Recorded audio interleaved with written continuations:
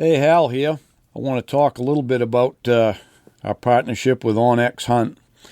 I've been using it for a while now, and if anybody knows me, they know I'm not a very techie person, but the OnX app is it's a real time saver. I remember the days when we poured over topo maps everywhere we was going to go and stuff, and I don't do that quite as much anymore. Where it's really helped me is scouting, whether it's deer scouting, a moose, or even turkey hunting in the spring, which I do. It really helps out. I don't have to spend as much time running around the truck burning up the gas. I'm just basically using my OnX. Got it on my phone. Don't even carry a GPS anymore. So I just download the areas where I'm going to be hunting, whether it's up north moose hunting, and I use it mostly on the satellite imagery. I like to see the cuts and the clearings and the turkey hunting, the hidden fields and stuff. But everybody's using it now, from the game wardens to land surveyors, and just a great tool. And with our partnership with OnX, if you use a code BWB, you're going to receive 20% off on your first premium or elite memberships. And you just go to onxmaps.com/hunt. You'll be glad you did. Good luck on the trail.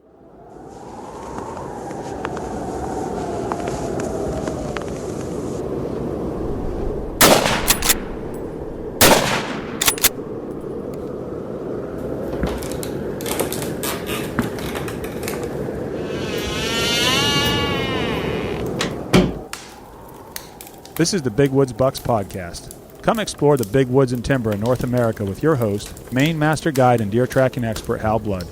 Listen to Hal and co-hosts Lee Libby and Joe Cruzy as they unlock the secrets of big woods whitetails. Each episode will provide valuable insights into the tried and true system Hal has used for the last 40 years to scout, locate, and hunt mature big woods bucks. Listen and laugh as the crew discusses Hal's legendary adventures and learn how to apply a lifetime's worth of lessons from the big woods to your own hunting and outdoor adventures. Welcome to the Big Woods Bucks Podcast. I'm your host, Hal Blood, and we're down at Lake Parlin Lodge again on a nice sunny day. Joe Cruzy's here. Hello. And Bad Lee couldn't make it. He's wrapped up. He's getting married August 14th, and he's trying to get his house ready. Got to build a new house. And what a spot. Doing groundwork and stuff. They're going to have the reception over around there, people around. But so anyways, we got talk Rick Labby out of getting out of his excavator and getting over here. Yep. And Good Lee's here. You always enjoy having Good Lee instead of Bad Lee. Well, some people would rather have Bad Lee, I think. He's entertaining. The bad boys. So, anyways, we're getting through the summer all right. And it's been a warm one up here, warmer than usual. Yeah, it's changed the last couple of weeks. Yep. It's finally getting some rain.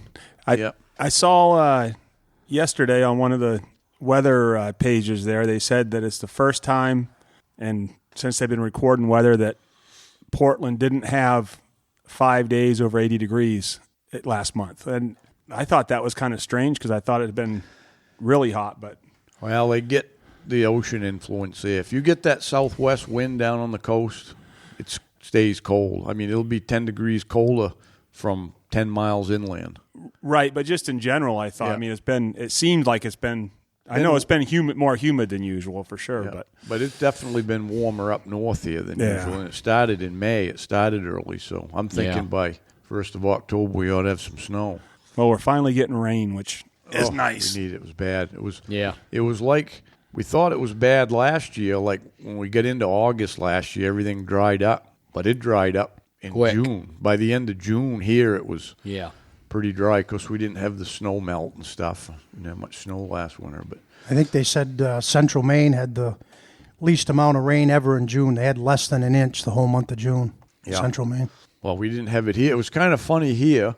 It would be spotty. Sometimes some places would get an inch of rain, and you'd go 10 miles and there wouldn't be anything. I remember going up Penobscot Lodge a couple times, and it rained and showered and rained. I'd get home, and Deb would say, nope, didn't get no rain here. Last time I talked to you, you said Penobscot Lake, was it Penobscot, was full? Full, yeah. Fuller than you'd ever seen it. Yep, but that's dammed up. Right. So, but I think they was afraid, they kept it back because Yeah. they was afraid it was going to be dry. And it's actually kind of strange because the last time I was up when we had those rains, it had dropped. When we went up, it had dropped maybe, not a lot, but you can Right. tell at the landing there's a stone, and we can go by how much that stone's covered with water. And it had dropped about 8 inches, which ain't really nothing, in that lake. And, Right. and then we were there for, I don't know, 3-4 days or something, and it rained, and they must have, it either came in faster than it could get over the dam, but it was back up above where it was originally. So it probably gained 10 inches back. So, but anyways, yeah, when we left the last time, it was still right up there pretty good. Yep. Yeah, makes it nice. It was pretty good fishing up there. I didn't go fishing, but Alan had his family out there, and they caught quite a few trout and some bluebacks. And one of the grandkids got one 18.5 inches or something. Nice a one. blueback? No, I think that was a trout. I was going to say, that's a big blueback. It Yeah. might have been. I think it was a trout. Doesn't matter. Still a nice fish. You get them like that. I heard from somebody the other day, because we used to do a bunch of moose hunts up there by Wadley, and they took the bluebacks out of Wadley and killed it off and got all the fish out, and then they have restocked them and put them back in. And a girl from Skowhegan area told me she went up with some friends, and they were catching bluebacks up to Wadley again. So Yeah. Yeah. I used to fish Wadley when I was just a kid in high school. We'd go up and camp in the Allegash, and we'd go over to Wadley and catch bluebacks. That was back in the late 70s. yeah, I don't remember what it was. There was some kind of fish in there that they didn't want in there, so they went in and they netted the bluebacks and took them out. And Smelts. Yeah. There was smelts. People either put them in or something. no Reed kidding. Pond was the same way. Yeah. And the smelts compete with the bluebacks. So, Yeah. yeah. Huh. Probably, do you see any deer tracks back in the 70s up that way? There was quite a few deer back in them days. Yeah.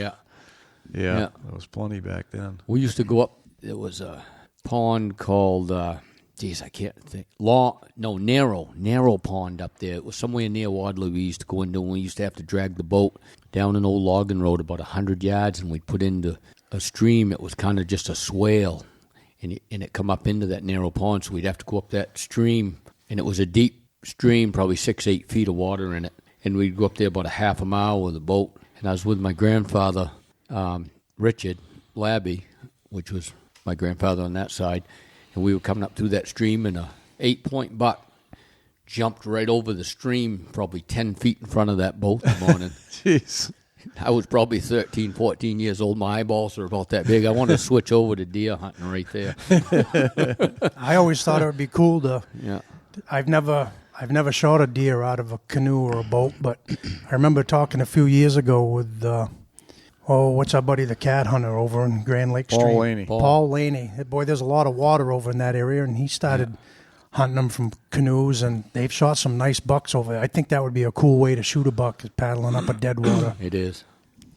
Yeah, they had that one that Greg Lane killed. It was last year, didn't it? It was out in the Yeah, out in that out in swale. the grass. yeah. That was pretty cool. Had a little video on it there. Yeah. Yeah. Yeah. It favors it over in that country. It's all low, flat country, and Yeah. them streams just go forever, I guess. Yeah. I shot one when I was 14 down where I live on Martin Stream, and I used to hike down in there. This was before there was any logging roads or anything down in there. It was about a mile down in from my camp, and you get down in on Martin Stream, and there's this big swale, probably 300-400 yards wide down there, and there was an old dead pine tree, and it had the limbs started right at the bottom, and it was dead in a doornail, and the limbs were probably 2 feet apart all the way up, and you could climb up about 20 feet. It was like a little short, stubby pine tree. Those are my favorite ones to climb, the ones that have dead limbs. They were big limbs, Joe. Probably 6-8 inch limbs, but it was like a dwarf pine. Yeah. Probably because of the water. Yeah. It grew slow. But I used to climb that tree, and back then I never had any binoculars. I had a 7400 Woodsmaster with a 3-9 Bushnell scope, so I'd climb up there and I'd just scan that swale grass and see what was out there. And you'd almost always see a buck out there Well, I scanned that swale grass that morning, and something caught my attention. I went back, and you could see the tines, just the tines sticking up. I counted him. He was a 10-pointer, about 22 inches wide. I said, geez, that's a nice buck right there. So I whistled at him, and he didn't move. And I just kind of judged. I said, well, the way he was laying, I said, his body's right about there. I could just see his rack, and every now and then he'd just turn a little bit, And I watched him for like 10 minutes. Well, being 14 years old, you're pretty anxious. You wanted to get a shot off real quick, How far was it? Probably 125, 150 yards right around there. He was on the other side of the stream. And so I judged. I said, yeah, his neck's right about there, I figured. Well, what he was doing, he was laying down. He had his head wrapped around, looking directly behind him. So when I fired at him, and the minute I fired, he stood right up. I shot right by him. He stood right up, and he looked right straight at me. He knew right where the shot came from. And the next shot I fired, I shot him right in the nose, right dead in the nose. Kidding. Yeah, and it split his skull right in half. Well, so I think I hit him in the nose, and it kind of went into his throat area. So he dropped right there, and so I said, geez, I got to get up. And I had a canoe there I always kept up by, we call it Pine Point Rapids. So I had to hike like half a mile way up around the swale, get in my canoe, paddle all the way down. The stream twisted and turned as you came down through there.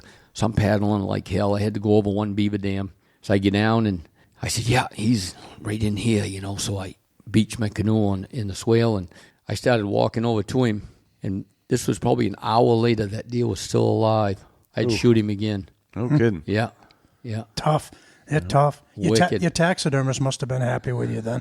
Yeah. Shot his nose off and broke his skull. He must have been tickled with you. Yeah. No, all he had was just, I used to use them 140 grain bullets back then in ballistic tips, and it just had a little, like a pencil hole, but his whole head was just jello. Yeah. But I couldn't believe it. That deer was still alive. Did you take a picture of it? Back then? Yeah. Heck no, they didn't even have cameras. The old guy came out with the camera on the stand and Nice, Joe. Yeah. the camera on the stand and put the blanket over him and everything to take the picture. Yeah. Right. Back where we used to That's a pretty rough life doing that at 14, huh, Rick? Yeah. Yeah. back where we used It to hunt was. in Ontario would have been a good place to get one in a canoe, because a lot of times we'd find those deer would be close to the beaver bogs and the streams and stuff. Yeah. Oh, yeah. They Mikey love that Stevens, stuff. Mikey Stevens got one from the canoe one year, didn't he? I think it was the same day you shot that big one. Yeah, on the lake, though. He paddled up the shore of the lake in the morning there. He was coming back, and there was one down there feeding on the bank somewhere there. Yeah. The part of I of saw Ontario. that. I see a picture you guys posted of him and that one in the canoe we killed. That was a good deer. Yeah. Yeah, it was. Yeah. But I think the part of Ontario that we hunted wasn't as open as it was out in Kenora, and I think most of the open spots and a lot of the feed, it was wherever the water was. That's why, I don't know, I always ended up near the water, it seemed like. Yeah, that was phenomenal deer hunting up there years ago. Yeah. How many years did you go up there? You went 3. Up? Oh, is that all? Yeah. I thought you were going for No, more we than went that. 3 years, and then they had a really tough winter, and the wolves just got way overpopulated overnight. Yeah. And I used to go to Reddit, which Right. was about, I was west of where you guys used to hunt. Just north of Kenora. Yeah, I was Yeah. probably an hour west. Yeah. And he called me the next year, and he told me, Dennis. Yep. And he said, no, he says, I wouldn't come. He says, there's just no deer. He says, the wolves have just wiped them right out. So he says, we'll wait a couple of years, and we haven't been back. Yeah. When we first started going, there really wasn't much for wolves. I mean, there was a few. You'd see a track here and there, but they did really, because the deer population was growing like crazy, and I think that's what made the wolves. Right. But I guess now probably there must not be that many wolves, because there ain't no moose for them to eat up there either. You know? Yeah, right. Speaking of wolves, Joe, didn't I see in one of the communications when we go to Alaska, are we going to get a wolf tag with a moose tag? Is that what I saw? Yeah, actually, you don't even have to. I believe you can just shoot 10 of them a day. I don't even know that you have to buy the special tag. I think it's part of the hunt license. That's what I mean. We'll double check on it, but I'm pretty sure. Yeah, because we didn't. 10 a day. Yeah, that's the limit. Yeah. Jeez. I actually They want to talked get to rid of 'em. I actually talked to a guy a couple of years ago when I was up there fishing in the summer, and he was headed in sheep hunting. And I talked to him in this little airport we were flying out of, and he was telling me about going up in the winter on snowmobile, and he had killed 10 that day on his snowmobile. He said they get down in by the river in the alders and stuff, and he says you actually got to park your sled because they'll hunker right down because they know you're after them, and they'll just stay right there. And he says you'll have to park your sled, snowshoe in, jump them out, run back out, get on his sled, and chase them down. And Did you see any wolves when you were out there last year? Nope. No, in fact, we didn't even, as much as we were concerned, just paying attention for bears and everything. After Chris killed his, we went back 4 days later, 5 days later, and nothing had even touched it, wow. which was we were okay with. Yeah. Yeah. It'll seem good though, because by the time we started going to Ontario, the wolf tags were like $300 a piece, so we weren't buying them. But I saw quite a few wolves in Ontario. I saw one group that had probably at least half a dozen in it. Huh. I never saw a wolf in Ontario. Let's hope we never get them here. Right. Yeah. What about porcupines? Does anyone know anything about porcupines? Yeah, I know they're the last thing. They always show these old guys in the woods living in camps eating a porcupine. That's the last friggin' thing in the Maine woods I'd want to eat. They always said don't shoot them because if we run out of food, that's what we're eating. Yeah. I think I'd rather be dead. Those things I remember once I shot one with my buddies bird hunting. I had a Ruger Red Label 20 gauge, but I had some slugs in my pocket, and the open choke in that shot slugs really good. And it was over in Farmington area where I grew up. There was a porcupine in the top of a beautiful apple tree, and he was killing all the limbs, and debarking it.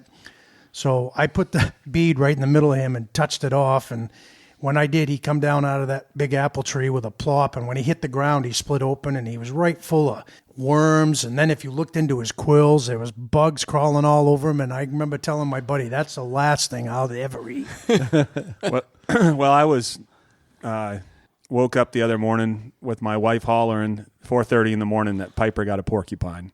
Uh-oh. So I come out, and this is, I think, the third time. She's 8 years old, and this is the third time. You'd think she'd learn because she's a pretty smart dog, but I guess her prey drive is Some of them love them. stronger than her. Yeah, some dogs brains. they love them. Well, Yeah. she got it. It didn't seem that bad because the last time I had to do it, she had about 40 of them in her mouth, and so we held her down on the patio, and I pulled out every one of them, and she can fight. I mean, I was afraid I was going to hurt her. Well, I figured it wasn't going to be too bad. I started trying to pull them out. They were right in her snout, like in her nose and underneath her nose. And we couldn't hold her to do it. I mean, she's fighting and squirming. So I called Braden up. Hey, could you come over to the house? So he comes over, and I'm fighting with her. And anyone who's done it knows it's no fun, trying to hold your dog down and do that. Oh, yeah. So the problem was it was a baby that she got. So they were shorter quills and they were softer. So we fought with it. They break off easy. Yeah. We fought with it for a little bit, and I said, forget it. We're just going to wait a couple hours and go in those and quills, sedate her. the ones you don't get, they don't actually work their way out. They'll work their way through. Right. They go to the inside. Yeah. Yeah. Yeah, they got them barbs on them. Yeah, there was a couple they couldn't get. But anyway, so Yeah. now when the dogs go out in the morning, we'll look out first. Well, this morning he was out there, and he ran and he made it out to the woods before I could get him. So we got a little battle going on at Casa de la Cruz. I'll tell you what works good on them, that little 22 Hornet that you keep up here for all the little critters around here. That works perfect on porcupines. You know, it doesn't make too much noise, and you don't make too much of a mess, but it kills them quick. Yeah, there's a groundhog out front here that I can attest to that. He was shooting for you, got here, Lee. You missed I saw the gun out there. I had to shoot a woodchuck. I don't know where they're all coming from. Oh my It God, must they're have been everywhere. it must have been a great last couple of years for woodchucks. I killed You can look out of my house across at one of my camps is across a driveway, and then my garden's right beside it. I killed 10 woodchucks last year. They'd come out from behind the camp and try to make it to the garden. My wife would see them and holler. So I got the upstairs bedroom window, makes a perfect rest. And that 22 Hornet's perfect for little critters like that. I think once I kill them, I'm going to put them out there and let the dogs go running out with their shot collars on, and I'm going to shock the hell out of them when they get near it, and maybe that'll smarten them up because they don't like getting zapped. Yeah, some dogs. I had one of my shed hunters years ago brought a dog up, and it was one of those dogs that wouldn't learn its lesson. Instead of being afraid of porcupines because it had been full of quills, every time he saw one, all he could think about was how bad he wanted to kill it. That's a bad scene. Lee, I was wondering why you had slugs in your pocket when you was bird hunting. I always carried them for coyotes. That's what they all say, huh, Rick? Yeah. Hey, I'll have you know, I never shot a deer out of season, and I used to carry, even before I knew better, I still didn't do I was that. gonna say, that makes one of us. But no, I used to carry slugs all the time for coyotes because one of the first places that really got infested with coyotes back in the 70s was over in Farmington because it was all farms and there was a lot of deer. But yeah, there was plenty of coyotes over there in the 70s when I was growing up. So I always carried slugs with me. I used to carry a slug because I still remember when I was a kid, we had a lot of apple orchards back then, old apple orchards on all these old homesteads, down around Skowhegan, Norridgewock, Smithfield, that area. And I was probably 12 years old hunting with my grandfather and was sneaking through this apple orchard hunting partridge, and there was about a 250, 300-pound bear up in the apple tree. And I thought, geez, I don't want to shoot him with birdshot, just piss him off. But so and then I ended up, I don't know, probably seeing 2 or 3 different bears over the years in apple trees, but never shot any of them. Yeah. Yeah. Old, I don't know if you remember Randy that used to cook here. He was a chef. He was going out. He didn't hunt a lot, but he kind of got back into it when he was living here. So every day he was walking out across the street here from the lodge and going out walking the trail deer hunting. And he got into an area. He showed me later all the rubs. It was all moose chewings.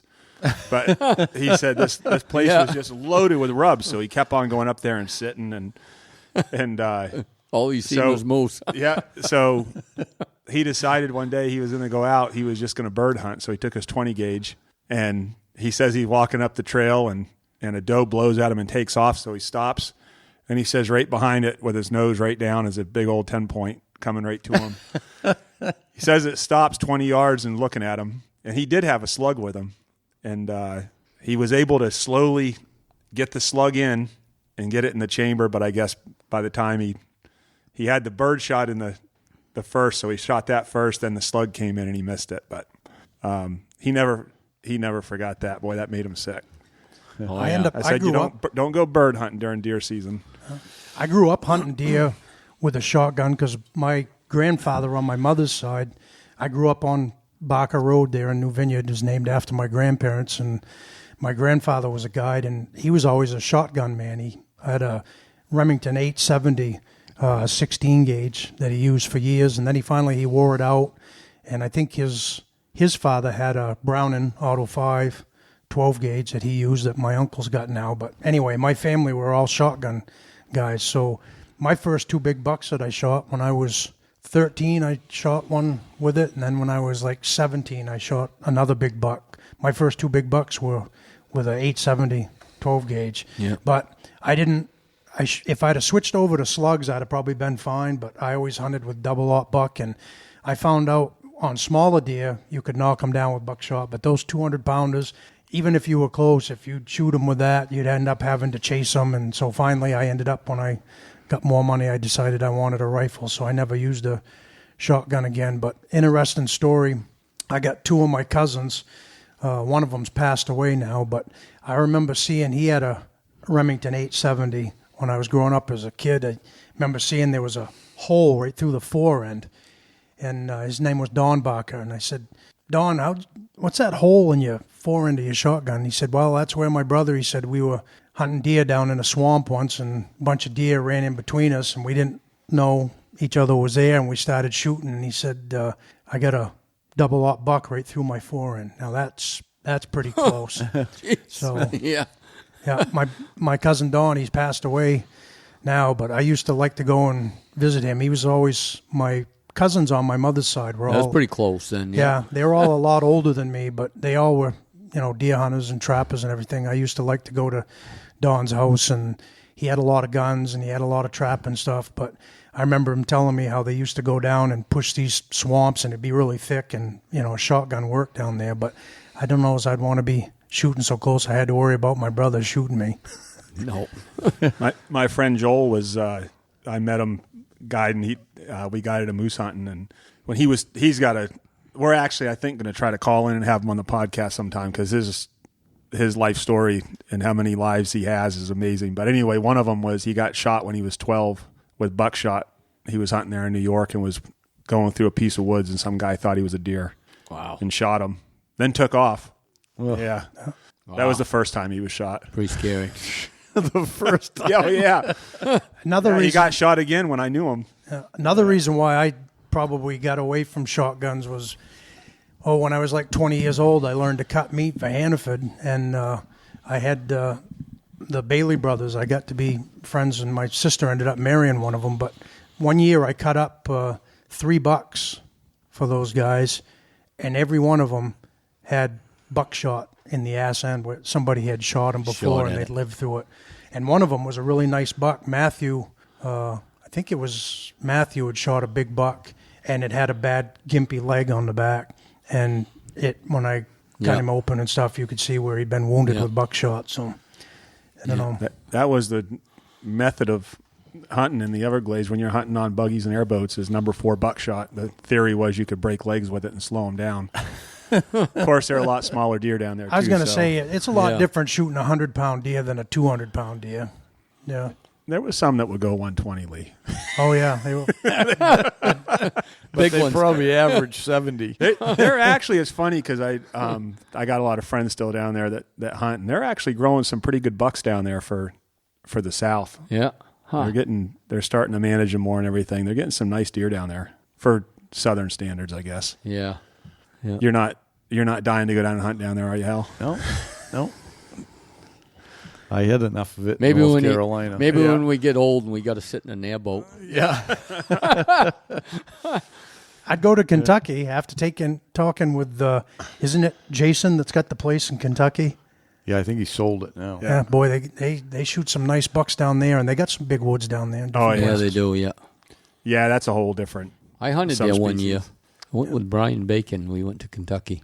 Dave Jewell, you know Dave? Oh, yeah. Yep. Yeah. You do any good down there? No. See some decent bucks, but not what I was after. I don't think any of us killed a deer that year. Yeah. No. Where are you going this year? You got any plans? I just drew a Kansas tag, and then I'm going to Nebraska there on mule deer hunt, and I'm booked for Saskatchewan, but I don't know if they're going to let us in or not. I hear they are, but we'll find out. Yeah, I just heard on the news that U.S. residents can start going to Canada August 9th, I think. As long as you show you're vaccinated. Yeah, if you're vaccinated. So you might not be going. Maybe not. I wouldn't get a vaccine to go hunt in Canada. No. But, and Nancy drew a Wyoming antelope tag, first one. She's been putting in for 5 years, I think. So we're going to go out and do it. And she drew a bull elk tag, and I drew a bull elk tag. And Are you guys so lucky with that stuff? it's Grease and palms, Hal. It's grease and palms. yeah. No, it's really just figuring out that draw system. There's a lot to it. Yeah. Yeah, and where to put in, and what zone to put in for a unit and whatever. Yeah, So and is it helps too that I drew a 98 tag this year, which I'm going to go out and crossbow hunt the same week she does her antelope hunt, first week of September. They'll be bugling and all that. Oh, nice. Yeah. Is it near your place out there? Yeah, up in them same mountains up behind my cabin. Oh, nice. Yeah. We can jump in the Razor and get up in there to the head of the horse trail, up into the head of the canyon when you start hiking up in. I can be there in about 40 minutes. Yeah. With the Razor, going up through the mountains and through the pretty rough trails. And So how does that work, Rick? Like you can use the crossbow during the regular archery during season? archery, yeah. In Wyoming you can, yeah. Yeah. And that's usually the rut out there. That's the rut. First of September? First couple of weeks of September. Nice. Yeah. We were, last year when we were out there mule deer hunting, I drew a mule deer tag, shot a pretty nice bucket. I'm going to actually put that on the Big Woods Buck site once you show me how to use that. Dropbox. Dropbox, right. Chris told me that to get after you, Ed, when we're done. Yeah, I'm the IT guy. I was going to say you're playing. You're the new Good luck IT with guy. that. I was going to say, I heard that Chris was supposed to be talking with us because I got my Ruger rings ordered. I'm waiting for them, but I got my Trijicon scope. As soon as I get those rings, I'm going to mount it on that 35. Same here. I got to get rings. Yeah. I need the bigger ones. I just got mine in, but I don't have a scope now. I had to send it to Jason. Yeah. They took it away from me. Oh, they did? What happened? Well, temporarily. Jason's going to use it in Alaska. Oh, I'll get it from him him after that. Yeah. I don't need it till deer I think season. that's going to work out good, though, the way that, where we get two-man teams, we can have one guy with the Trijicon scope and one guy with the Skinner peep sight. I think that's going to be good. Yeah. I like that reticules in those new Trijicons. You can dial them up a little, the intensity, That's one of the nicest things that stuck out to me from it is when did you put the battery in yours yet and light it up? Yeah, I did. Yeah. So when you crank the power up, the whole reticle comes in bigger. Right. Yeah. It's nice. I tell you I'm going to put mine on my Marlin 4570, that 1895 lever action, and on one power, there's such a field of view on that. I mean, you can keep one eye open and one eye in the scope, and it's just right there every time you pull it up. Nice. And there's almost no eye relief. Yeah. If you've got it 2 inches or 5 inches from you, it's right there. I think that was another thing what you touched on a second ago is I'm left eye dominant, but shoot right-handed. Yeah. So I normally am closing my left eye, but I can shoot with both eyes. I can see with both eyes open out of that Trijicon. I was surprised. I don't know how you do it, Hal, but I usually when I'm pulling up to shoot at a buck, once I spot him and he's running it and I shoulder my rifle, I got both eyes open. But when the second that I shoot, I always squint my left eye and I'm You're the focused. only one that I've ever talked to that does the same thing as me. Yeah. I've always done it. Yeah, because if you don't, you lose focus of that deer quick. Yeah. If you're trying to focus on just your sight and you close your eye. That's why I learned at a young age to keep both eyes open. I must have learned that rabbit hunting. I think I did because I've always done it, and I've always done it for skeet shooting or anything. Yeah. I always close that eye. I think you and I talked about it before. Yeah. Yeah. It's almost like taking a photograph, Yeah. snapping the shutter. Exactly. Yeah. So you're right eye dominant, Hal? No. Well, then I'm left-handed and I'm left dominant, but then it's easier with both eyes open than no. It's easy if I can't shoot both eyes open. Never could. No, I can't either. But can't do it. But until I'm ready to shoot, like that last quarter of a tenth of a second, whatever, when I'm actually going to shoot, I just That's close what I do. my left eye and shoot. When I have both eyes open, when I'm looking at the deer, I'm not looking at the sights really. I'm just looking at the deer with both eyes, but if I try to shoot with both eyes open, I see two sights. I don't care if I got a scope or a peep. I see double. Yeah, I'll see two beads. So I can't do it. That's right. I've always been like that. So I just close that, just blink that eye closed when I pull the trigger. Yeah, it's just self-training is all it is. Yeah. However, you've trained yourself to do it.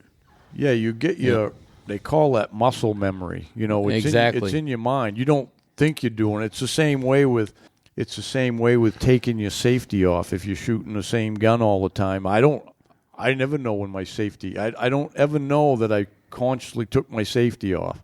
Never think about it. You just My grandfather taught me to shoot with both eyes closed. Maybe that's the problem.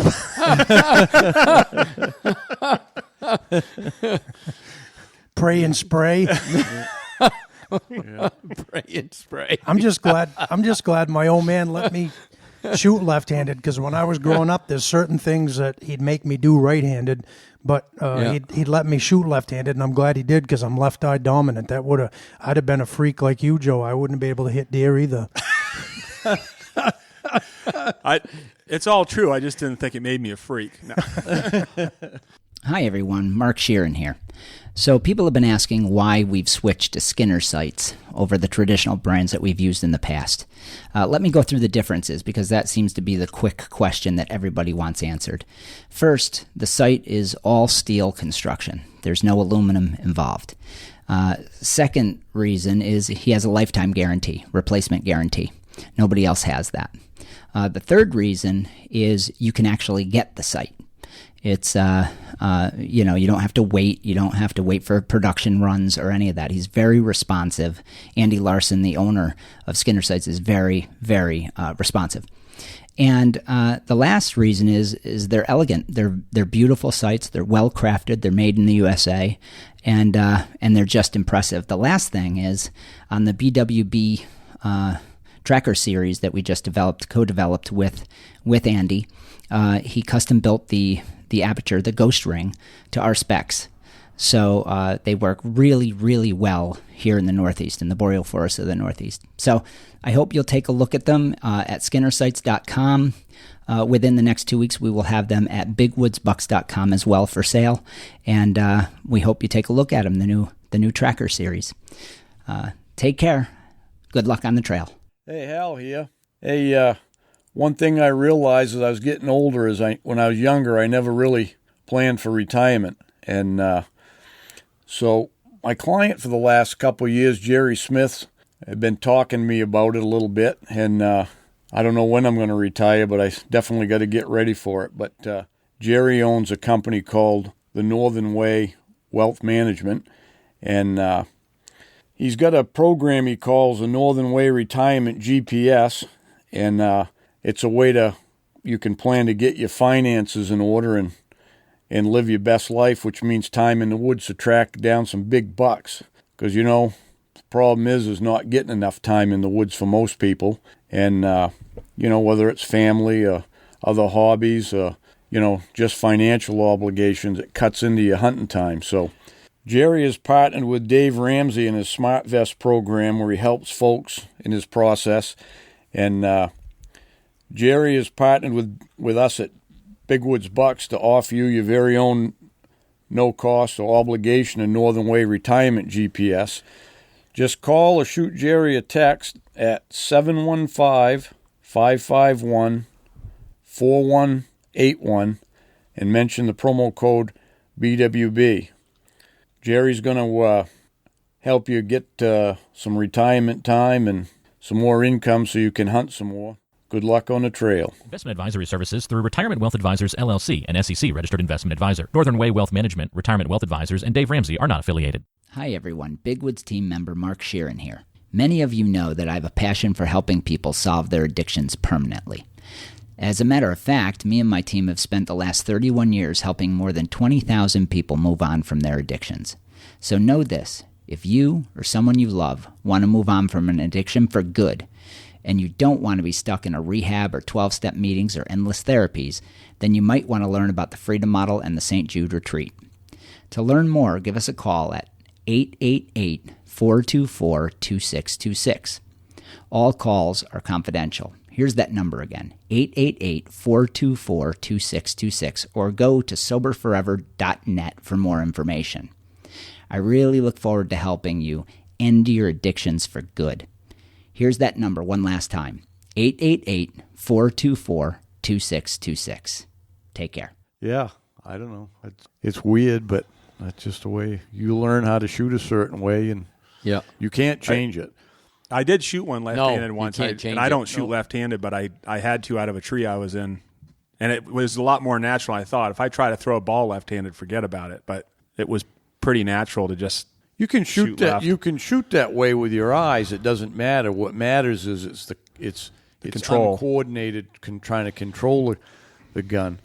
I started rabbit hunting. Well, I started with a BB gun and stuff when I was real little, but when I went to boot camp, they made us shoot right-handed.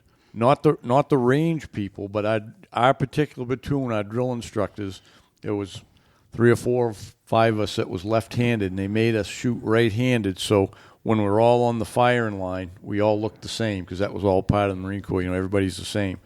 And that was a difficult thing for me to try to, train my muscles to hold a gun because, we were shooting at 500 yards. Right. Yeah, you try doing that when you're used to shooting one way, and you got to do it the opposite way because you got to snap your muscles in to hold the gun steady. And when you're trying to do that opposite, I qualified, but I didn't think I was going to. I don't know I'm going to do it, but I qualified, but it was pretty difficult. Yeah, I bet it was. How big are those targets at 500? It's the bullseye is. I mean, the paper is big. It's all the targets are like on probably a 6x6 paper, but the bullseye at 500 is it's a silhouette bullseye. In other words, instead of a round bullseye, it's 12 inches wide and 18 inches high, and it's like the top's like shaped like a head, a man's head. I don't even know how you would be able to. I mean, a peep, it seems, would cover that completely at 500. Because we didn't shoot with a bead. On your military rifles, they have the blade, a post. Yep.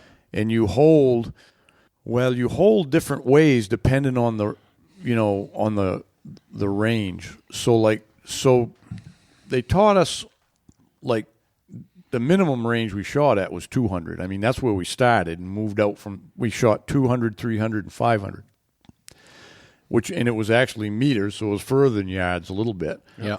So at 200, we had what they called a 6 o'clock hole, so the top of the post is flat. So all you did was put the top of the post at the bottom of the round bullseye. It was a 6-inch bullseye at 200. That's what we shot at, 6 inches.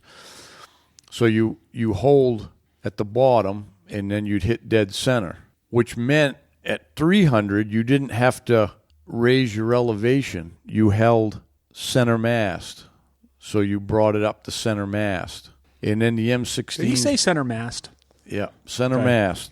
So you'd hold in the center. And then you just squoze one down in there. Yeah, squoze it off on that ship mast. You'd split that in half, and then at 500 you'd flip your. It had a flip-up peep, so you had one, and then you'd flip it, and it would be higher. Yep. And then there was a certain amount. It's all in the book. I mean, it was easy because you just looked in the book, and at 500, you added so many clicks. They called them clicks because it just every time you use the tip of your bullet actually to adjust them. That's how you adjusted them, and you just click, click, click. So many clicks for 500, and then so many clicks of windage too. If there was any wind, and there'd be a flag on the range, and you'd see how it was it was pictures of it in the book. If the flag looks like this, it's X amount of clicks. If it looks like this, it's X amount of clicks. I never did that. I always shot Kentucky windage because I knew that flag would, if you watched it, you know how it's gusty, the wind, it might be out straight and then it's down. Right. So I never would do that because logically, I never did because I shot when I was younger. So logically to me was, I would look at the flag, and if it was, halfway up, I would add a foot of windage, and I just hold it over to the side a foot. Right. And that's how I did it. And I always shot either 10 for 10 bulls or 9 for 10. If I shot a 9 for 10 at 500, my windage was off on the first one. So if I shot off on the windage, I would just hold, then I could see where I hit, and then I'd shoot 9 more in the bullseye. Right. How were you seeing that you hit? Spotters. They run the targets up. There's people behind. There's a berm and a walkway, and there's 2 guys that run every target butt. It's called the butts. You're down in there, and it slides up and down. So you shoot. When you shoot, it's funny. When you're down under there, you hear it snap. It snaps through the paper, So then you pull it down. It's just on a pulley. You pull it down, and they stick a spotter in there. It's like a piece of dowel, and it's got black. It's a disc, about a 3 or 4 inch disc, and it's black on one side and white on the other. So if you shot in the white, they'd put the blacks. They'd stick the dowel in the hole, and run it up, then you could see a big black spot on the white. And if it was in the black, you could see a white spot in the black. Yeah, that's it. So if you was off on the windage, I just would pull it over, that's all. Yep. But you couldn't shoot like that with a bead. Well, you could, but you'd have to use like the top edge of the bead. Right. Because that way you're not blocking anything cover out. it. Right. Block That's it why out. it's funny nowadays. You talk to people, they wouldn't even think about shooting 200 yards with a open sight or a peep sight. And I'm like, what? That ain't nothing. You know what I mean? Right. It's really The way they got their sight set up, Joe, is probably like the same thing like your handgun you're bringing up to Alaska. That's got, and they call them partridge-style sights, but usually it's got a square, it's got a post instead of a bead on a handgun. Yep. And you put it level with your rear sight, and Yep. then you set what you're shooting at on top of it. It's the Just same, above, right? same Yeah. idea. That way you can see what you're shooting at, too. I can remember one of the things that I remember about Steven when he went in the Marine Corps and shot. I think I told you this, Hal, but I don't know how many kids there were there, 1,000 or whatever it was. I thought it was kind of interesting. Steven qualified. What's the highest qualification that they give you? Expert? Is that what they call it? yeah. Yeah. He was second out of all the kids down there, and the kid that beat him out was a deer hunter from New Hampshire. So the two top kids were deer hunters from Yeah, Maine and New Hampshire. Yeah. And Steven ended up, he told me he'd done a little bit better, but I think it was in his prone position. He said those guns that they gave him were old rattle traps. They'd been shot a lot, and he ended up with a bunch of shells that weren't spent because his gun jammed on him, and it didn't matter if it was your fault or the gun's fault. If you had unspent rounds, they counted against you. So, but yeah, I just thought it was interesting. The two top kids were deer hunters from Maine and New Hampshire. Yeah. Yeah. So about hair loss. Holy cow. Joe's all worried. He's the youngest We had one. He's the youngest one here. Yeah, He's starting to he's lose his hair, and he's catching all up with worried us. about it. Yeah. We had a half-hour conversation earlier. Yeah. Hair loss. Yeah. The good thing about losing your hair is you don't have to bother with it. You're right. Yeah. I just told Hal before we started, now that it's gone, I don't miss it, and I don't want to get it back. Rick was talking about they got some new method now to grow your hair back. I don't want mine back. I like it. My wife runs some clippers down the two sides, and when I wash my face in the morning, I just go right up over the top of my head. It's beautiful. I love it. Yeah. My beard's 4 times thicker now than it was when I was in my 20s, and my hair's only half as thick. Yep. I got to tell you, though, Joe, you're making me a little nervous. You're all worried about your appearance. I got to spend 2 weeks with you in a tent this fall, and I don't want to have to get up in the morning and see you primping in the mirror. That's going to disgust me. I honestly couldn't care less. I'll shave it all off. I don't care. Is that little beard you got going, your fall growth, you starting now? Yeah, I started a little early this year. Okay, just Yeah, wondering. to Yeah. keep it. I shaved mine off for like 3 weeks, and I felt pretty bad, and I grew it right back. Yeah. The other day, Deb tries to wants me to keep my goatee like longer, I don't know. She thinks it's a Viking look or something. I don't know. But in the summer, it's no good. It's too hot, and so the other day went before I get in the showers when I cut my hair about once a month. I do it mine myself. I got a pair of clippers, and I just zip around the back and up over the top. It's all done. Yeah. And so I put the different attachment on. It's not the one that shaves all the way, but I just run that right up through my beard from underneath. Zip. All the and same height. It's all the same length, and I come out, and she had a fright. Oh, she goes, what? I said, hon, it's going to grow back, Right. It's a renewable resource. Yeah, that's right. Yeah. I wonder how long I've had my goatee. I've had my same facial hair for more than 20 years now. And when I first met you, you didn't have the goatee, but you grew it shortly after. You must have had yours close to 20 years. Yeah, I went through phases when I first got out of the Marine Corps, because we had to be shaving and high and tight haircuts all the time. I didn't grow my hair long. Back then in the 70s, it was long hair was a style anyways, but I never let it get really over my ears. It was, thicker and stuff. But then I grew a beard then, and I had that for... Yeah, I remember when I first met you, you had a beard. Yeah, I had it for a long time.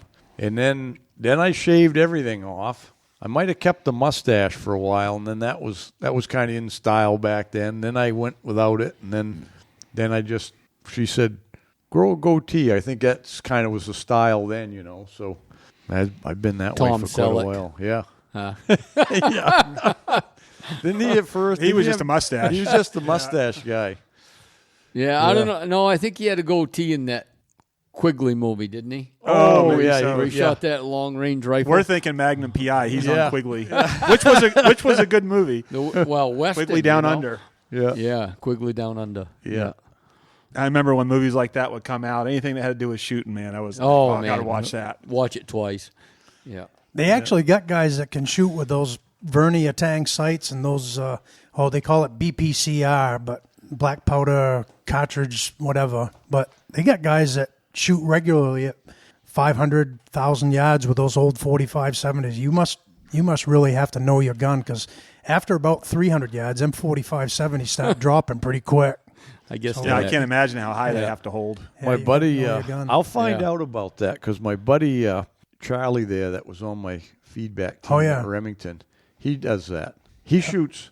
I got to ask him, but I almost thought he told me. I mean, he shoots 2,000 yards, and I don't know if it's with the 45-70, but he's just for fun. They go out and shoot 2,000 yards with different guns. That's crazy with a 45-70. Yeah, like I said, after about 300, they start dropping. I ain't saying he's shooting it with a 45-70, but I know he shoots 1,000 with a 40, and he has them sights. He's got an old, I don't know if it's a Sharps or whatever. That's unbelievable. Yeah. I mean, that's crazy, that distance.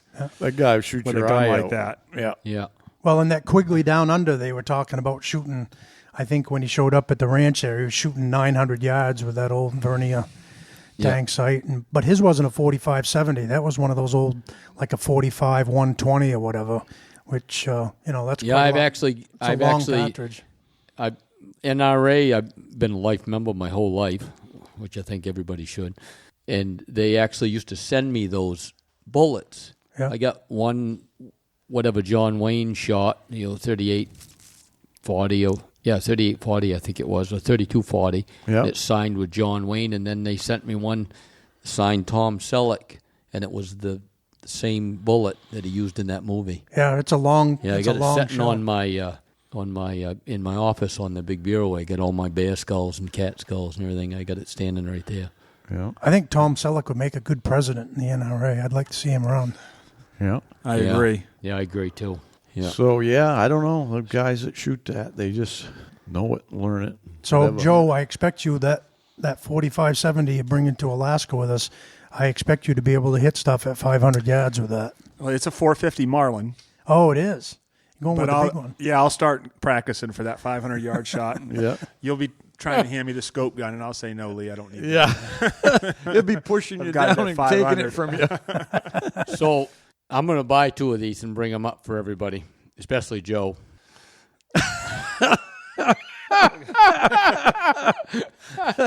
What do we got there? They're those visors with the old man curly white hair. We'll do a team photo with them. See, they got them with silver. Yeah. I think it's part of being a team member, because if you think about it and you start going through the team, I think it's We're all going pretty bald. well. Yeah, everyone's going bald. I was over to Moosehead there this spring, and Bo Bumpford works down at Gagney and Sons, and Darren Fredette. Darren's got a camp in here to Upper Enchanted. I actually did his earthwork 25 years ago, but they were out fishing, and they come trolling up beside us, and they both had those on, and they looked 20 years younger. I said, "Where'd you get all that hair?" Yeah, it was funny. You look like a chia pet, Joe. Yeah, Yeah. Yeah, right. yeah. We'll put the logo on the front of the visor and everything. We'll make them look official. Yeah. So, I wanted to, getting back a little bit, just to make a point, was we talking about that muscle memory with the shooting. When I was working for Remington there, I had some really good shooters there on the team. We were testing those guns mostly for quality, not necessarily for the accuracy, because they did a lot of that, the engineers and stuff. But we did shoot them for accuracy too. But one of the guys there was on the team was a retired master gunnery sergeant, Ken Roxborough, and he he was in the Marine Corps 30 years. He was on the shooting team, I think, almost the whole time, like from pretty near the beginning. And he was running the shooting team, and then when he got out, he did his own, he was doing his own training, he had a school for it. And then when he started with Remington, he was running the Remington shooting team. So the guy's got a lot of shooting experience anyways. And they teach, and he always taught it, of course, the way the military teaches you. Everything the military teaches you, it's the efficiency. It's to take everybody from everywhere and be able to teach them the easy way. Easiest way. The easiest way, the most efficient way. That's how you could, you could send a bunch of kids from out of high school to boot camp and make them killers in 13 weeks. You know what I mean? Right. That was what it was all about, Right. You could do everything, but anyways, we'd get into discussions about shooting and stuff, and they were always talking about the trigger control and the slow squeeze and taking a breath and all that. And I'm thinking in my mind, I'm like, I can't shoot that way. I can't. Tried it. Can't do it. Yeah. And I've had a lot of experience with that guiding, that the guys that do shoot that way is the ones that goof up on game most of the time, because they're trying to breathe and make a slow squeeze while an animal's getting away or moving or something, Right. So I had a conversation with him one day about it, because I felt like I was like, these guys were all shooters from a different way, and I felt like I was the odd man out, you know what I mean?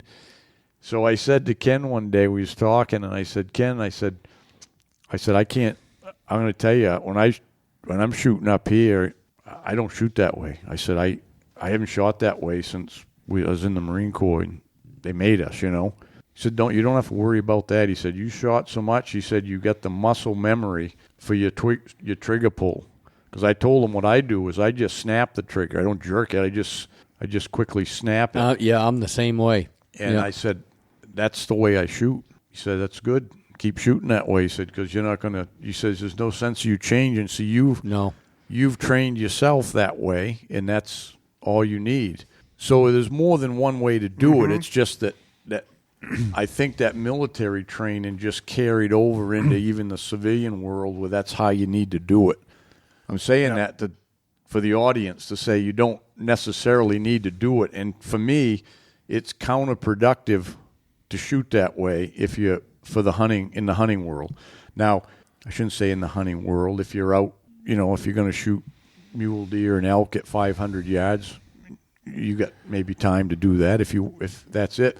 But it isn't going to fit you very good if you're trying to shoot things in the woods that are moving, No, right. I find that, like, if you're bench shooting a rifle and you got it on a rest and you're either trying to zero it in and get it on, or you're just shooting for accuracy, that all those things, you squeeze the trigger and, breathe out, squeeze slowly and all that. I find that I do that if I'm on the bench, but if you're just shooting offhand, it's not really practical. Yeah, I think I shoot different on the bench than I do in the woods. Yeah. I don't. You don't? No. I tried it. I've tried shooting that way by squeezing real slow and all of that on the bench, and I shoot worse. I can't shoot a group that way. Yeah.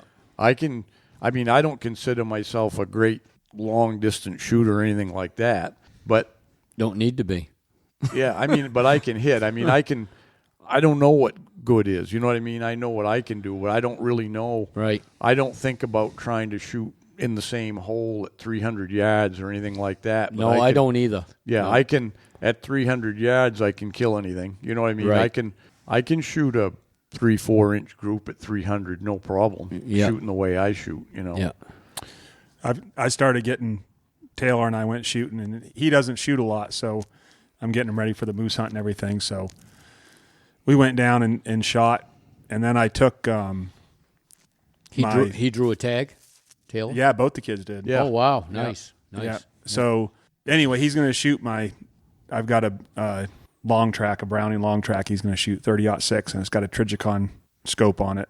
And so I've got two of that same type of scope. So I took the other one and I put it on a Ruger 1022 just for practice, just for muscle memory and everything because of that, because it's repetition is what's going to help them going out and and shooting a lot. And you don't want to do it with a 30-06, not just for the cost, but you'd never find enough shells. Yeah. Yeah. Having said that, though, have him shoot the 30-06. We've talked about this before, but on the moose hunt, I always like it if my clients, if they show up with their 308 or their 30-06 that they hunt deer with, I always feel a lot more confident than I do if they go out and buy a 338 or a 375 for their moose hunt, because then I think they're not used to shooting it. It kicks them worse. I'd rather that they just, it has to be big. It has to be big enough, but I'd rather have them show up on their main moose hunt with a 06 or a 308 than I would a 375 that they're scared of. Yeah, I just tell them to bring the moose hunt. Just bring your deer rifle with you. Exactly. Yeah. It's all about shot placement anyway. Especially with the new good bullets that they have and everything. It's .6 is perfect for our moose up here. Yeah. What do you think is the best bullet type for a moose, Lee? I've had good luck with just, cheapo out of the box Remington core locks over the years, but I do think that sometimes like the nozzle petitions or those Barnes X bullets, if you got to shoot them at bad angles, they do hold together better. I remember Roger Blake, which Hal guided was it Roger's father or his father-in-law that you guided years ago? Father-in-law. He guided him, and then I'd been bringing Roger and his wife looking for moose sheds for years, and then Roger finally drew a tag, so he's probably been 4 years now. He was fussy. He wanted to get a big one, and we'd passed on some smaller moose earlier in the week, but I think it was on Friday, we had to go down in after a big bull. I'd called him in on Thursday night, but before I could get it done, a cow cut us off and got with him. So we went back there the next morning, Friday morning, and tried to call the bull out to where we were and, somewhere close to where I could get a vehicle. But never heard a peep from him or anything. So I told Roger, I said, it's Friday. I said, we're going to do whatever it takes. So we just started walking down through the woods with my shoulder bone. I'd drag that shoulder bone and grunt every once in a while. And it took me, a good part of the morning, 2 or 3 hours probably, before we found that bull. But he was bedded down with that cow down in an old cut. And I remember it jumped us pretty bad. The cow got up first and ran up a skid trail. But then when the bull got up, we only saw him for just a minute, and he went down over a bank. We kind of lost sight of him. But I remember I saw that cow run right up a skid trail. So I pulled Roger over in front of me. I said, get your safety off and get ready. I said, he's not going to want to leave that cow. I said, if we see him again, it's going to be out in that skid trail. And sure enough, about, maybe it was a good poke, over 100, maybe 150 yards, that bull came out in that skid trail and was running right away from us. And I told Roger, I said, give him one. And he shot him right up the bunghole with a 300 Win Mag. And I think he had nozzle petitions in it, but whatever he had, it was a good constructed bullet. And it went right up the length of him, and we ended up getting that moose. So I think if you got to shoot him at a bad angle like that, those Barnes X and the nozzle petitions, but most of the time, Remington core locks work fine. I probably had more guys shoot them with core locks than anything, but most of the time it was on broadside shots too. Yeah. It's funny, Hal said core lock also. That's what I've been shooting. I've got a bunch of Remington core lock. I shot 180 grain. Yeah, that big bull that I shot last year, I waited 40 years for my moose permit, and I counted my hunt on Remington core locks. I shot him with a 35 Whalen and Remington core locks, especially in a bigger, like in that 35 Whalen, those core locks, they're pretty tough built. And, when you got a 200 to 250 grain bullet, those core locks work good. I remember years ago, I don't know if you remember, Hal, I think it was the year that they unveiled those two moose down to L.O. Beans, and they'd asked you and I to go down there, and we did seminars. Remember when they had those two? Yeah, the locked ones, yeah. And so I think I might have done a moose seminar and you did a deer seminar, but that Craig Boddington was down there. He writes for all the national magazines, and the guy, he won that Weatherby Award a few years ago. He shot hundreds and hundreds of different game animals all over the planet. But I remember having an interesting conversation with him, and he calls them POBs, plain old bullets.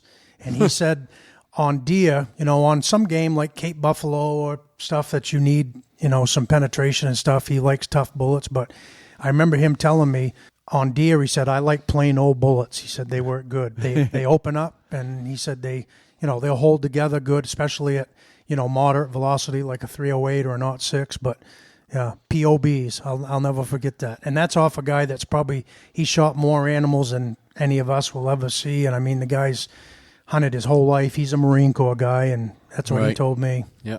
Yeah.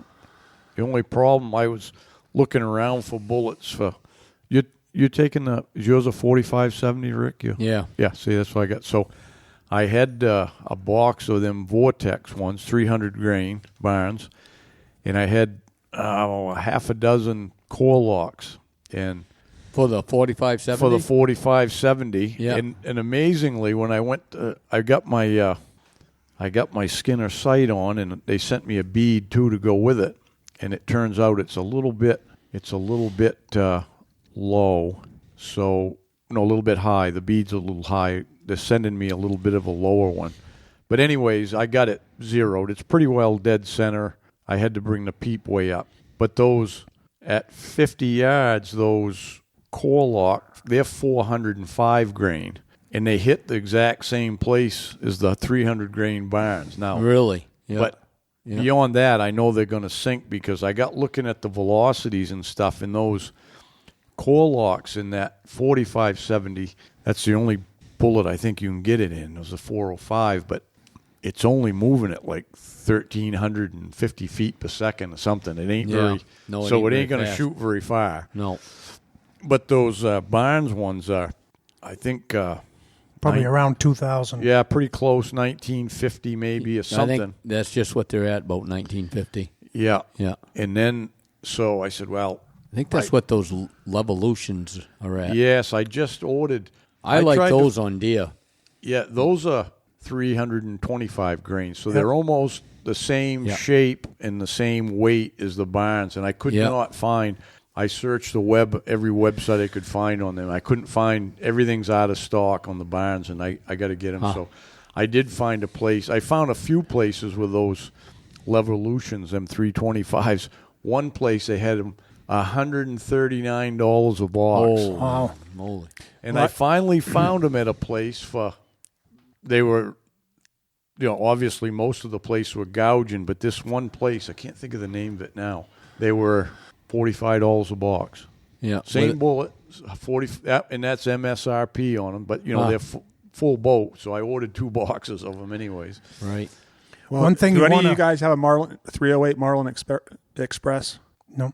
Well, anyone out there that has that gun, I've got 6 boxes of Lever Revolution 308 Marlin Express that I'll sell at a good deal. $200 a box? No, half that. I do it for half that. No, I must have got them. I got them a long time ago because I had them, and I just grabbed them off, and I must have thought they were 308. But I don't have a Marlin Express, so anyone that's interested in some boxes of those at a good deal, I'll get rid of them. One thing you might want to check with those Hornady, those Lever Revolution, I got like 3 boxes of those. I got off a guy because my 45-70, it's a Model 86 Winchester, which is a longer action than the Marlin. But I think his was an older Marlin, but they didn't feed well in his Marlin. The little rubber tips hung up a little bit, and that's how come I got him. He got something else, but I've never had a problem in mine. Yeah, well, you probably got one of the newer ones, but he had one of those old 1895s from like the 70s. And mine's like 90s. I bought it back in the 90s. He said that those rubber tips hung up a little bit in his Marlin, and that's how I end up getting a good deal on them because they shot fine in my 86. Is that how it goes, Lee? I try to sell some ammo, then you talk about how bad they are. No. This is only. I know. I'm just trying to tell these guys because if they bring their 45-70, they want to make sure they don't have any problems with them. There goes your yard sale, Joe. Jesus, I almost had those boxes sold. No, I love those. When they won't feed. I love those Lever Revolution. Yeah. That's what I shoot in my 45-70. Yeah. The thing that's nice about those is you ain't gonna eat this week. Yeah. They're fast enough. They open up pretty good. They do. I had a guy once, and obviously it's enough for moose because they killed 1 million buffalo with them or whatever. But those old 405 grain Remington core locks, like Hal said, they're going pretty slow. They don't really open up that much, but because it's 45 caliber, they'll punch a full caliber hole through them. But Yeah. I had a client once that used those, and the moose took 3 or 4 of them before he shown much sign, and then, he was bleeding inside bad, and he tipped over. But I remember thinking, geez, I wonder if, those faster 45, 70. Hey, Hal here. Just want to take a minute to talk about the hunting club. And you can join by going right online at bigwoodsbucks.com. But anyways, I've got all my information is going in there, and it's a place where you can get together and look at my films, tips, writings, and all of that. And the best part is there's forums for you to communicate with, the rest of the club members, talk about Big Woods stuff and all of that. So anyways, $36 a year, cheaper than getting a Starbucks once a day. So join up, and hope you see you on there. Hey guys, Joe here. Wanted to take a few minutes to talk about Lake Parlin Lodge. We're a 4-season lodge located just south of Jackman. We've got cabins, lodge rooms, mini lodge. We're a big snowmobile destination in the winter, full restaurant, bar, all the amenities that you need for your trip. Open obviously through the summer, right on the lake. Kayaks, canoes, all included with the cabin. We also do a lot of weddings, so if you're looking for a destination wedding, we can do a wedding up to 200 people. And, of course, we've got our hunting season, moose season, deer season. So check us out. We're at lakeparlinlodge.com. Well, I shot my moose, my main moose, with them Vortex ones, them 300 grain Vortex, and It was quartering away, and it was close. 20 yards. It was quartering away, and I hit that behind the ribs, and it went the whole length of the moose up through the shoulder, and was under the skin at the front of the shoulder. Perfect. Yeah. And he went about 5 steps. How fast are them traveling? 1950? Or? Yeah, them Barnes ones in 1950. Yeah. I think the Revolution, I think were 1850. Yeah. Because they're 25 grains heavier. I feel you get more shocking power in a big animal, and you get more bone fragments and metal fragments. It's just going to do a better job than those slower.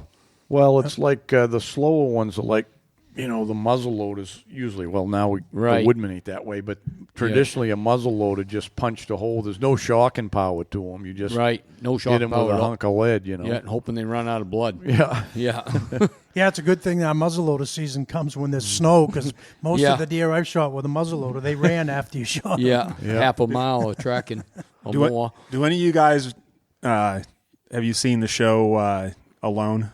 The one where they drop them off? Yeah, I never watch it. I never watched any of those shows, and I heard someone talking about it. So they said there was this one, the last season, that was really good. And so I started watching some of them. And basically, they dropped off 10 people up in northern Canada, up in the southern Arctic. They drop them off, and they're not competing against anyone else. They just have to make it 100 days. And if you make it 100 days, you win $1 million.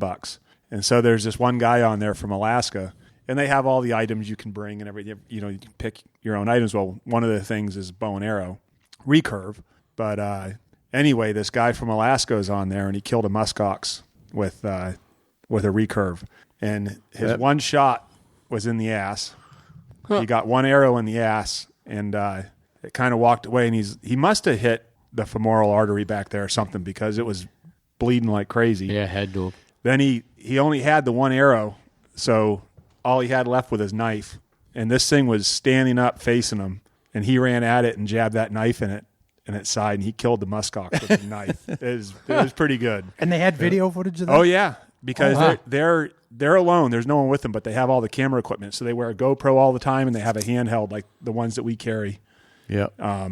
They got to carry with them all the time and document everything. So he had it all the footage and everything. It was impressive. It was pretty cool. So he had meat for 100 days. Well, I haven't got all the way through yet. A hide to roll up and keep warm. Yeah, and he built a shelter. He called it the Rock House, and he built it like in the side of a little hill, and it's all stone with log roof and everything, substantial, And that's where I'm at. I mean, he just killed it, but I can't imagine the guy won't make it now, because he was a packer and a guy in Alaska and knows how to live in the woods and everything. And he's got all the meat he needs. All he's got to do is hole up in that little house for, and deal with the cold.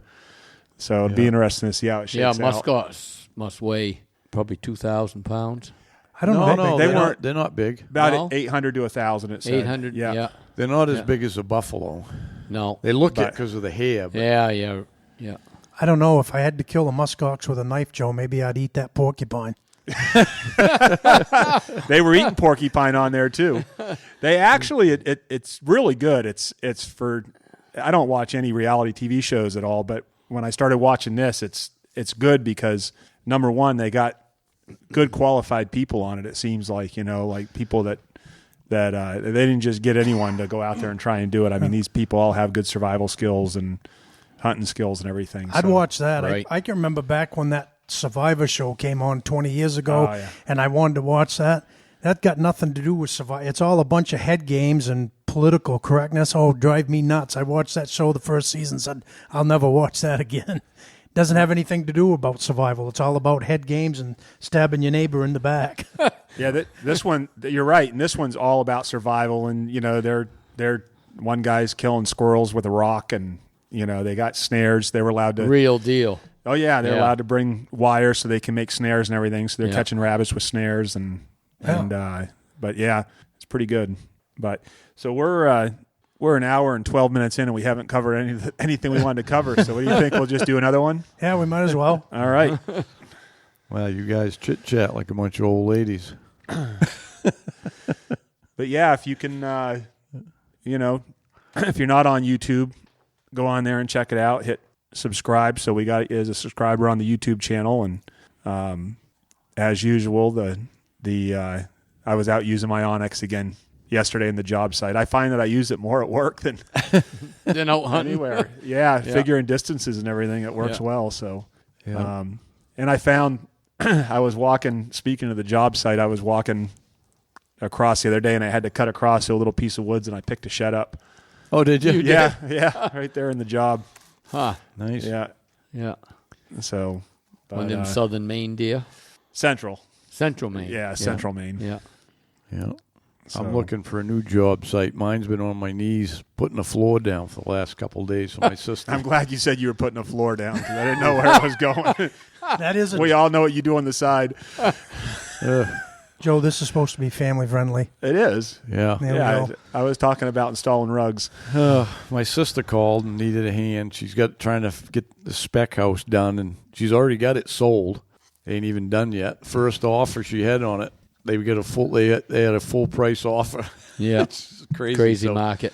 yeah, she was jammed up. She wanted to get the floors in before the cabinets came, and now I figured 2 days. I said I'll get it done 2 days, but she sandbagged me. She told me it Didn't was go an that open way. concept, and it really wasn't. It's a bunch of bedrooms in it, and closets and bathrooms, and so I'm going to run down tonight, I think, and it's only 3 hours, I'll run down tonight, do it tomorrow, and come back. Then I got to head back up to Penobscot Lodge and finish up that job there. Yeah. Thinking about all the stuff I got to do, and it's only, a month before we head to... Yeah. Before I head It's out. coming quick. See, I'm heading a little early for the family vacation, so I got to leave the 25th of August. You going to fish at all while you're there? Yeah, I already got one of them charter boats booked for halibut. Nice, There's another that'll be kind fun. of fish they catch, them red ones. They look like bass, but they're red or something. They call them something. Yeah. They said that's what you'll catch that time of year. So, yeah, me and my son and grandson are going to do that, and the girls are going to just do a sightseeing cruise the same day. That's 4 or 5 hours or something on a bigger boat, because Deb gets seasick wicked. So she said, I ain't going out there. And it's 12-hour day. If she's got Stuck sick in the there. morning, it wouldn't be a very fun day. Yeah. So Speaking of that, Sandy went down with Matt the other night, and they caught a tuna there, 102 inches, 578 pounds, I think. Big one, yeah. Beauty, yeah. Yeah. We're going down next month, ain't we? Are we? Yeah, Matt told me and you were coming. Yeah, he invited me. I told him I couldn't make it this week, but that'd be fun. Yeah, as soon as I got to get through next week or two here and get this stuff wrapped up, and then I'd like to take a day and go down. Yeah. Is that you see the one that Hunter got a big one too? Yeah, Hunter got a 606 something. Yeah, he harpooned it. Yeah. Pretty cool. That was a nice fish. That was a beauty. Neat. Yeah. Yeah. Well, all right then. You know the drill. Support the sponsors and like us and all that stuff. And till next week or next time, good luck on the trail. Hey, thanks for tuning in. Till next time, good luck on the trail.